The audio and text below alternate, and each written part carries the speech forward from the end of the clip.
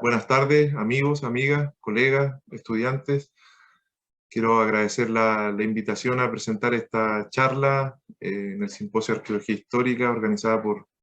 mis colegas de la Universidad Nacional de Rosario. Agradezco a Ana María Rochetti y a Gustavo Fernetti por la invitación. Me siento muy contento de poder contarles de un proyecto de investigación que estamos desarrollando hace un par de años. Hemos tenido, obviamente, dificultades por la pandemia. Bueno, quizás esto sirve un poco para mostrarles de qué se trata el diseño de esta investigación. En arqueología histórica, una ciudad muy importante dentro de la Capitanía de Chile o el Reino de Chile. Y los primeros resultados que me gustaría compartir con ustedes y que esto permita quizás actualizar un poco de lo que ustedes saben se está haciendo en el sur de Chile actualmente en arqueología histórica o en arqueología de núcleos urbanos, que creemos para nosotros es un área de desarrollo relevante en los últimos años y que está inspirando a muchos jóvenes investigadores e investigadoras que miran también lo que se ha hecho en Rosario, en Mendoza, en Buenos Aires, y que está dando en el fondo nuevas líneas de trabajo, lo cual nos parece muy, muy importante. En primer lugar, quiero mencionarles que este proyecto se propone o ha visualizado algunos problemas con la investigación que son muy elementales, que probablemente ocurren en diversas ciudades de origen colonial o ciudades de origen con ocupaciones prehispánicas. Esos problemas tienen que ver con ausencia de datos, nula búsqueda de documentos tempranos en archivos documentales, poco trabajo sobre la estructura social de las poblaciones locales antes y durante la implantación europea, muy pocas ideas sobre cómo son los contextos arqueológicos que ocurren en estos contextos urbanos, y menos, por ende, o como causa de todo lo anterior, cómo fueron las transformaciones que ocurrieron a propósito de la implantación de las ciudades en el siglo XVI en el Reino de Chile, y qué pasó después, o de qué forma la información histórica, arqueológica, etnohistórica permite articular y generar un relato sobre la historia ocupacional, en este caso particular de una ciudad como Osorno, que ya les voy a mostrar dónde se ubica y más o menos cuáles son sus datos generales, ¿sí? Como contexto de este trabajo, a nosotros nos interesa, insisto, una investigación preliminar, caracterizar el ciclo de vida del asentamiento y con las excavaciones que pretendemos hacer este año y el próximo, dilucidar si hay ocupaciones prehispánicas, por supuesto. Queremos caracterizar los contextos materiales dentro y fuera de la ciudad. Queremos, a partir de lo anterior, insertar a la ciudad de Osorno, que está ubicada entre Valdivia y Castro, en la isla grande de Chiloé, en el conocimiento, en la discusión arqueológica, historiográfica del Cono Sur, que es un objetivo relevante para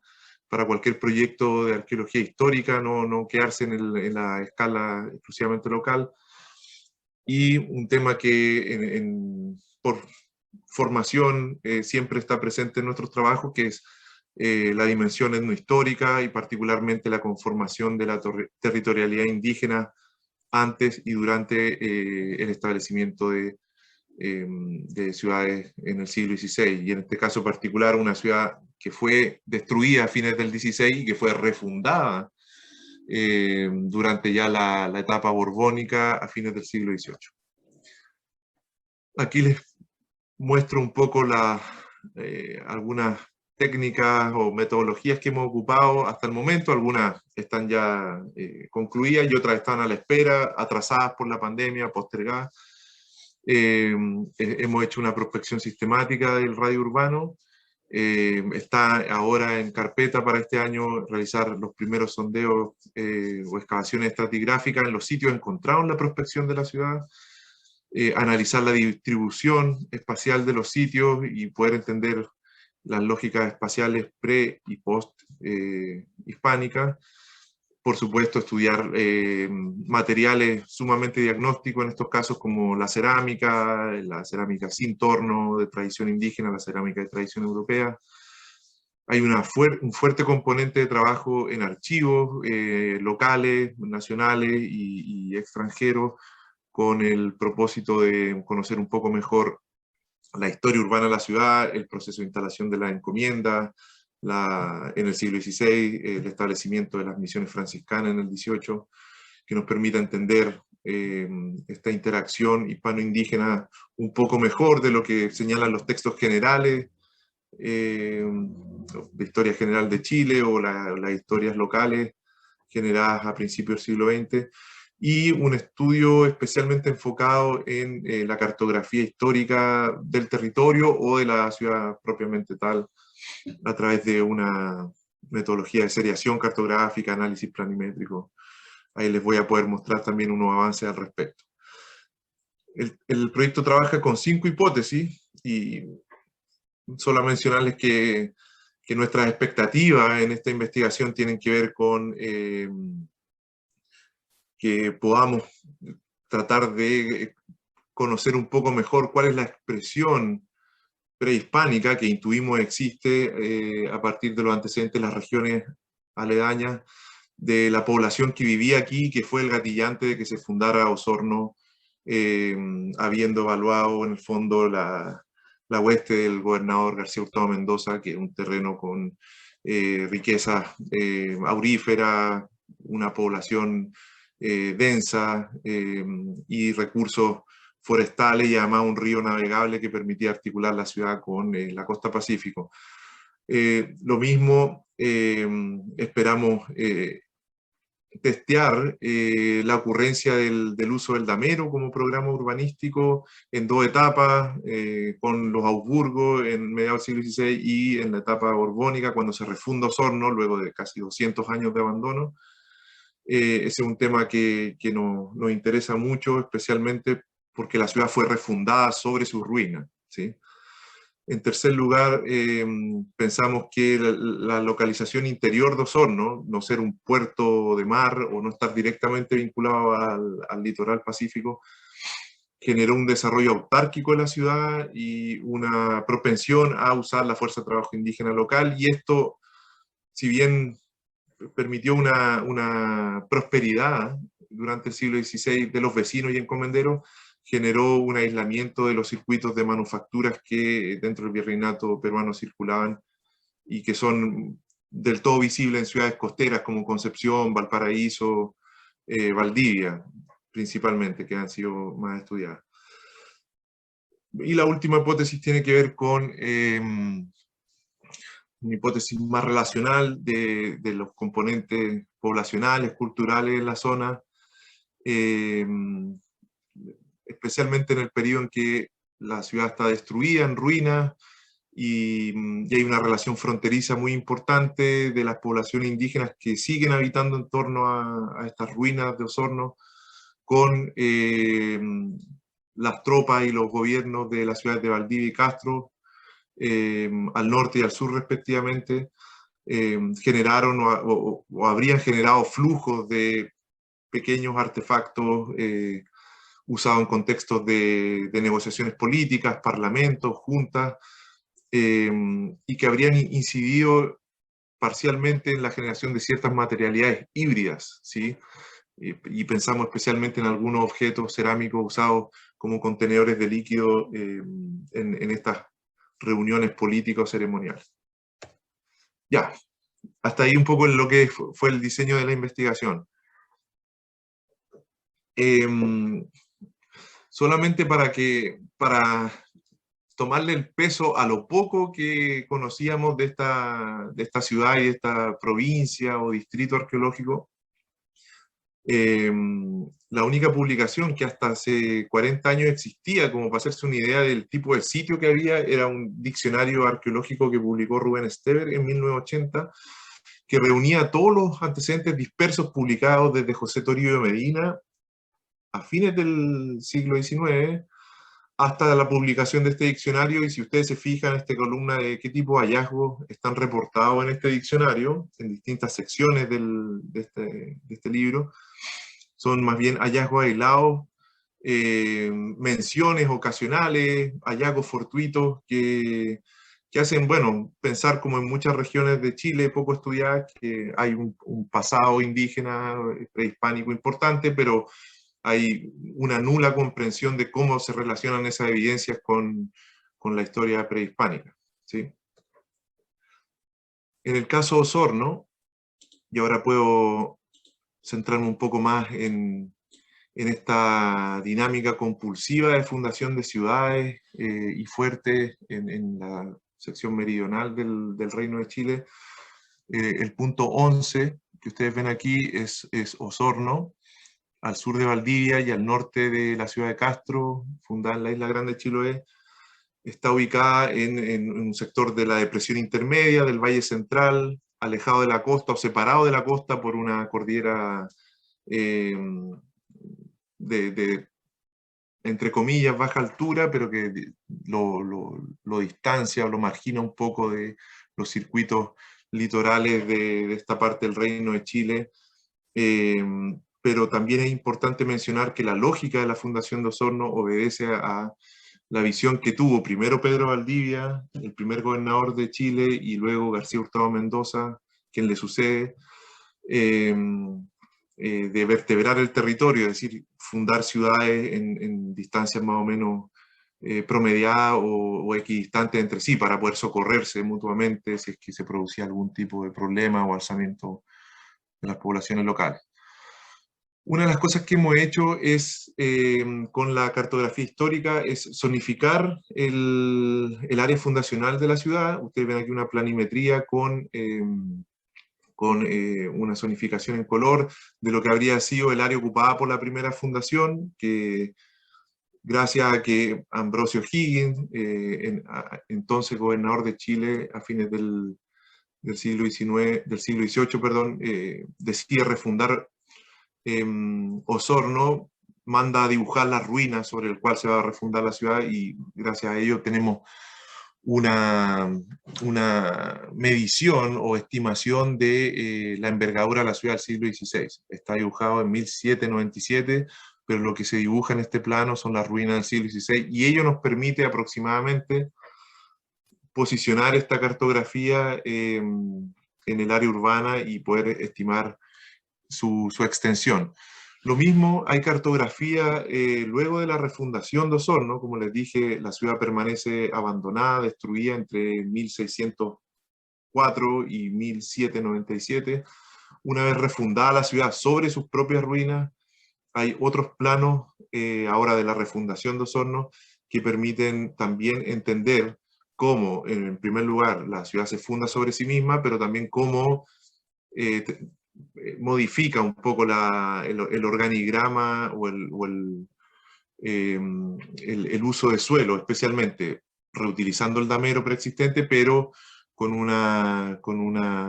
desarrollo residencial mucho más modesto.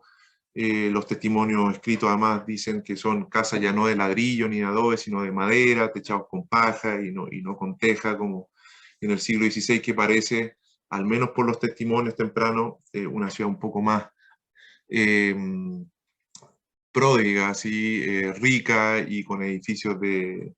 bastante consideración en términos, especialmente monasterios, conventos, iglesias, y los edificios en torno a la Plaza Mayor bastante significativos, a diferencia de lo que fue la refundación. Fue una ciudad más campesina, dedicada al campo y a la ganadería, y el desarrollo económico fue mucho más difícil. Les puedo comentar que el resultado de la prospección urbana, que está un poco mostrada aquí en estas dos imágenes, solamente para ejemplificar la presencia de sitios en superficie que están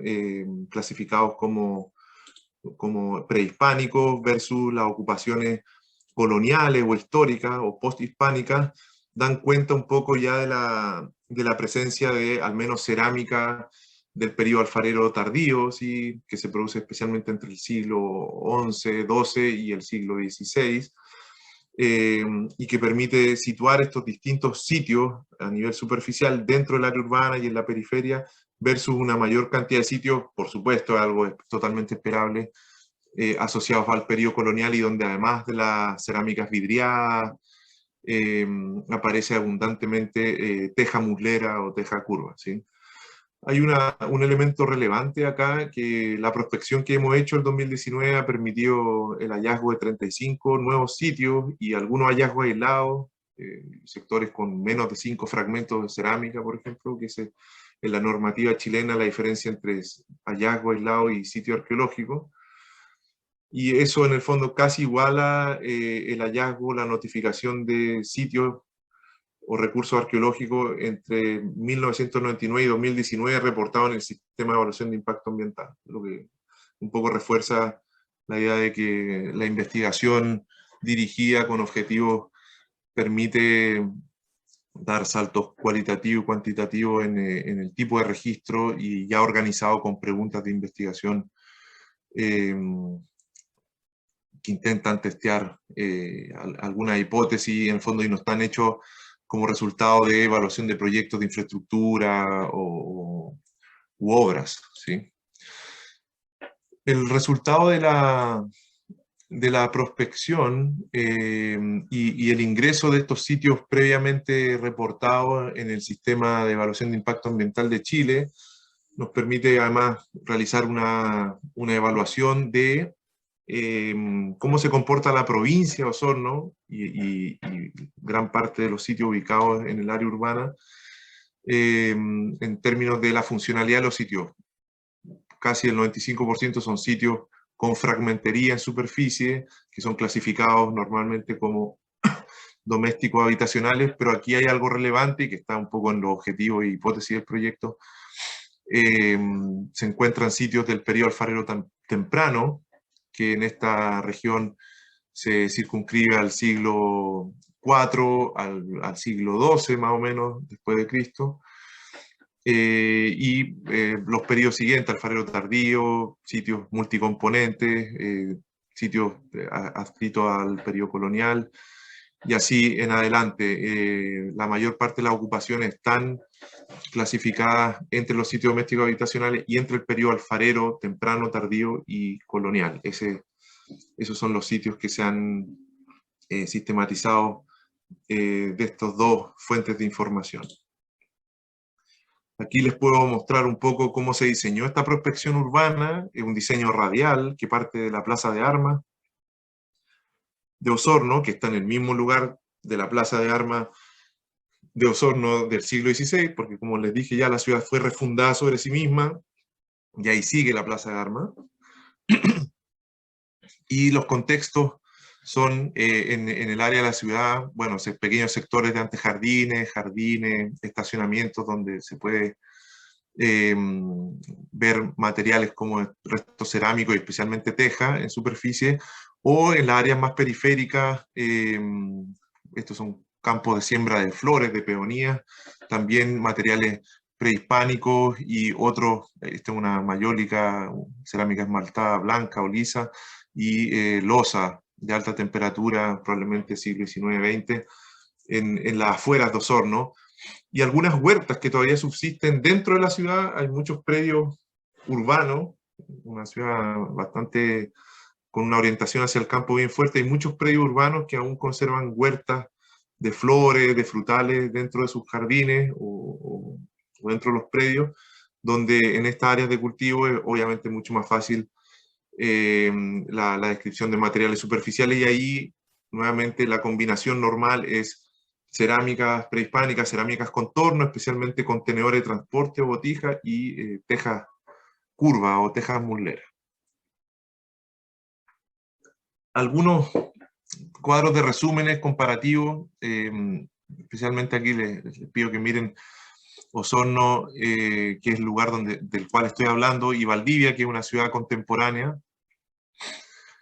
Aquí están los kilómetros recorridos por la prospección, la superficie, el número de sitios y hallazgos arqueológicos, y un cálculo de densidad por kilómetro recorrido que permite comparar los distintos nodos prospectados con la misma metodología de prospección radial, ¿sí? Y en términos del tamaño de los sitios, bueno, algo que es sumamente esperable cuando uno trabaja en ciudades, en general los sitios reportados y los hallazgos reportados en el área urbana son sitios de una extensión muy, muy acotada, son a veces una porción de una cuadra o el sector de una plaza o un estacionamiento o un jardín, y los sitios de mayor extensión son minoritarios y por supuesto están ubicados hacia la periferia urbana o definitivamente fuera de ella, ¿sí? Este mapa muestra la distribución de los sitios, como ustedes ya les comenté, son mayormente sitios habitacionales o domésticos habitacionales con fragmentería, especialmente alfarería en superficie. Ni uno de estos sitios ha sido excavado todavía, así que toda información superficial. La única fortificación reportada es un fuerte que se construyó para la refundación de Osorno, el Fuerte Reina Luisa, a fines del siglo XVIII. Y es la única fortificación reportada. Y aquí hay un contexto doméstico y funerario reportado en los estudios de impacto ambiental que nosotros no hemos reconocido, pero en que incluimos en nuestra base de datos del proyecto. Lo mismo en el sentido de mostrar la periodificación o la clasificación cronológica específica de los sitios de la prospección y del sistema de evaluación de impacto ambiental nos permite entender cómo se distribuyen los sitios prehispánicos e históricos, haciendo esa división muy, muy general, y un poco entender que el área donde se funda Osorno definitivamente permite aseverar o afirmar que está la ciudad instalada en un área de ocupación indígena prehispánica bien importante. Y visto a escala provincial, ¿sí? Ahora está este sector muy aglutinado aquí de puntos de Osorno, producto de la prospección arqueológica, el área se ha densificado, pero si ustedes ven en la provincia, acá está el litoral pacífico, la divisoria de agua está un poco más a la derecha, hay sitios del alfarero temprano, como les comentaba, este periodo entre el siglo IV y XII después de Cristo, desde la costa, desde la desembocadura del río Bueno, hasta los sectores precordilleranos en Lago Puyehue, Rupanco. En fondo, la idea general es comentar que la provincia tiene antecedentes, luego de esta sistematización que hemos hecho y de la prospección de la ciudad, al menos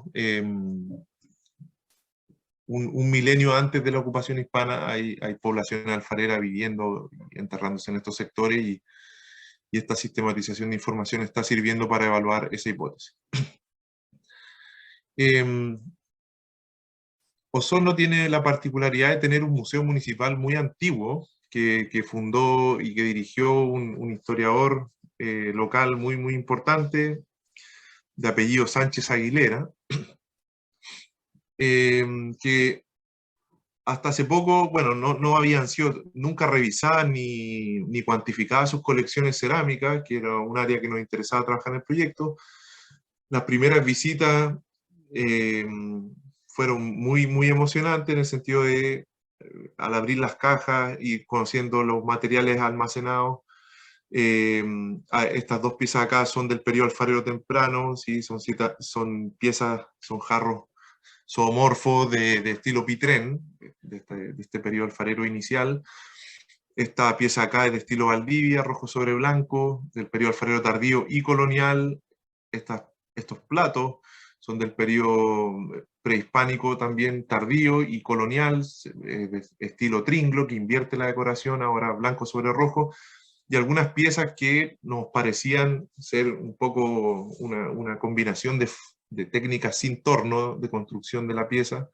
pero con algunos atributos que no están reportados en los estudios cerámicos previos, que parecen ser más bien de tradición europea. Hicimos aquí un trabajo bien importante de documentación de la colección cerámica del museo, que ha recibido durante 70, 60 años un conjunto casi de 200 piezas,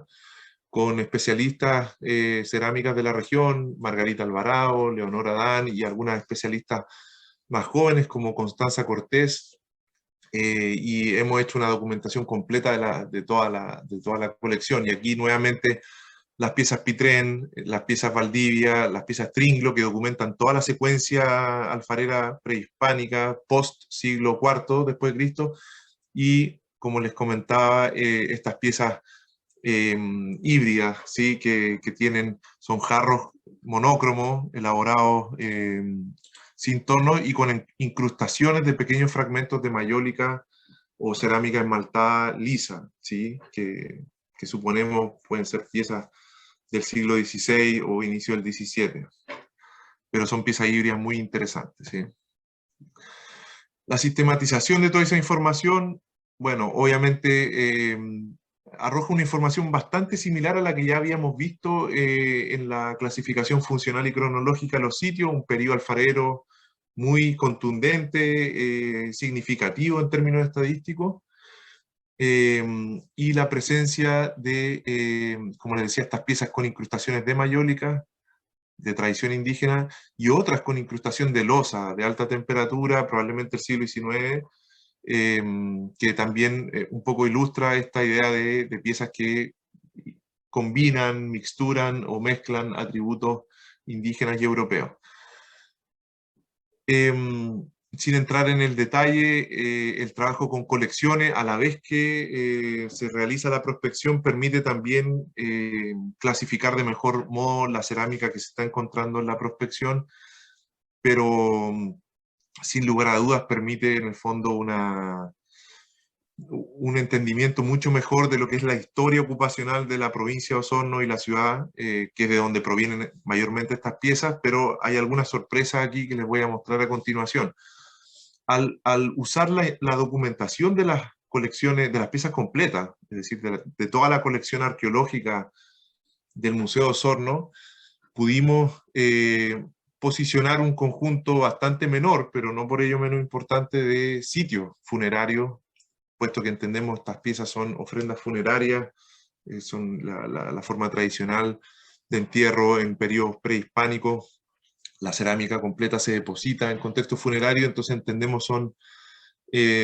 principalmente provienen de sitios de cementerio, y las donaciones son donaciones particulares, a veces están reportadas en las fichas de recepción del museo, a veces no, pero bueno, con todo la información nos lleva a poder ampliar un poco el radio de la comprensión de no solo la tipología y la antigüedad de estas piezas,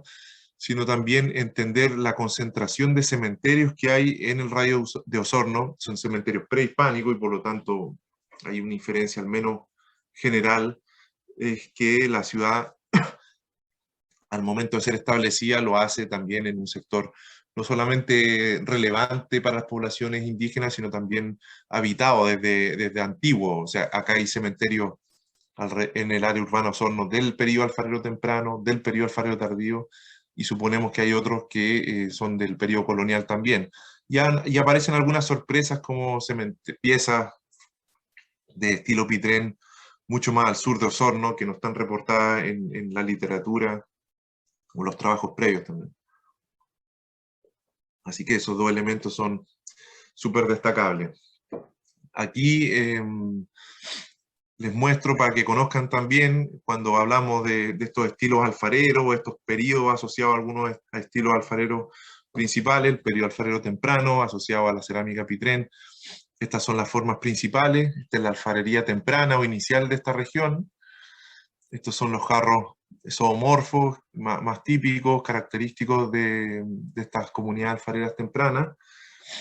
El periodo alfarero tardío, usando el lenguaje clásico de la etnohistoria, el periodo protohistórico, digamos, las piezas cerámicas de ese periodo protohistórico son este estilo Valdivia, rojo sobre blanco, especialmente jarros, pero que siguen produciéndose, según lo que sabemos, más al norte en Valdivia hasta el siglo XVIII. ¿Sí? Incluso en uso siguen algunas de estas piezas en el siglo XIX todavía en contextos de uso. Aquí están los platos Tringlo, que también entendemos muchos de ellos en términos formales son no imitaciones, pero asimilaciones a los platos con bisel o platos hondos de tradición europea que comienzan a arribar a esta región con la fundación de la ciudad, no solo la cerámica esmaltada, sino también los platos de peltre o de metal, que son en el fondo la forma preferida por este estilo alfarero, y también algunas piezas antropomorfas reportadas en algunas investigaciones de los años 80 por Hans Niemeyer en el área urbana Osorno, que también lo encontramos en una publicación y lo agregamos en esta lámina de el estilo Tringlo, que aunque tiene fechas prehispánicas más al norte, es un estilo asociado principalmente al periodo colonial. Se pensó a la actividad misional. Bueno, son preguntas que todavía no tienen respuesta concreta. La colección de Osorno tiene además una sección de cerámica etnográfica mapuche muy relevante, que está en el depósito, que nunca había sido analizada. Acá está el jarro con incrustaciones de loza de alta temperatura, y acá está el jarro con incrustaciones de mayólica también, que lo vimos en la fotografía. Y bueno, para ir concluyendo, esta idea de que surge en alguna forma, producto de la instalación de la ciudad, en la primera fase urbana o en la segunda fase, luego de que se refunda Osorno, algunas materialidades híbridas. Creemos a esta altura que el principal indicador de esta hibridación o el resultado de estas interacciones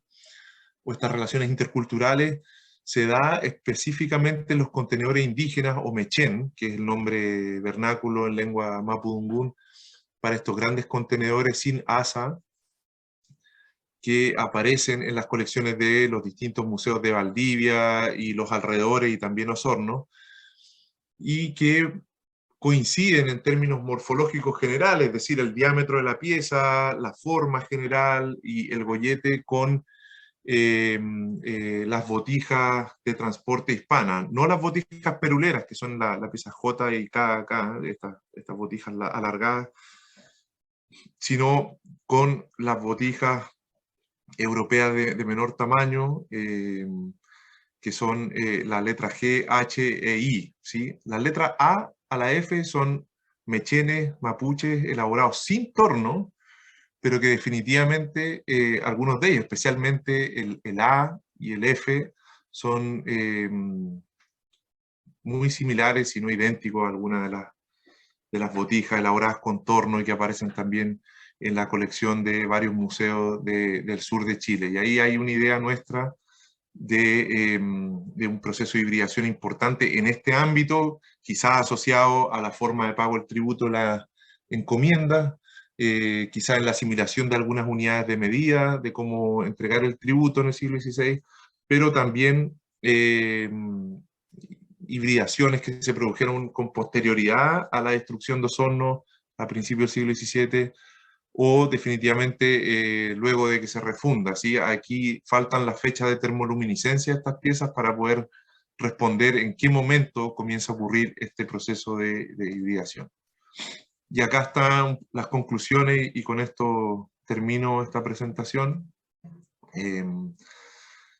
Al menos hasta acá podemos concluir que la fundación de Osorno ocurrió sobre tierra y asentamientos indígenas preexistentes. En 1558 se funda Osorno, y nuestra intuición es que se funda sobre asentamientos indígenas preexistentes, pero también adyacente a muchos otros caseríos que existían en el lugar, como que ha documentado también en los distintos cementerios que por lo general están muy próximos a áreas habitadas en el patrón de asentamiento mapuche-huilliche en la zona. Otra conclusión que podemos sacar de estos avances en la investigación en Osorno es que luego del abandono de la ciudad por parte del contingente europeo y la refundación, si este es el periodo, podríamos decir, de emancipación mapuche-huilliche o de abandono europeo, se puede decir de las dos formas, el perímetro de la ciudad permanece ocupado, porque hay evidencias en los sitios de la prospección y en las colecciones de sitios de este periodo dentro del área urbana y en las colecciones de museos, ¿sí? Y también creemos que hay una intensa interacción, más bien fronteriza, con las ciudades de más al norte, como Valdivia, y más al sur, Castro, y algunos fuertes que se ubican más al sur, que permiten en el fondo la circulación de piezas, de personas y de pequeños objetos en este periodo también. O sea,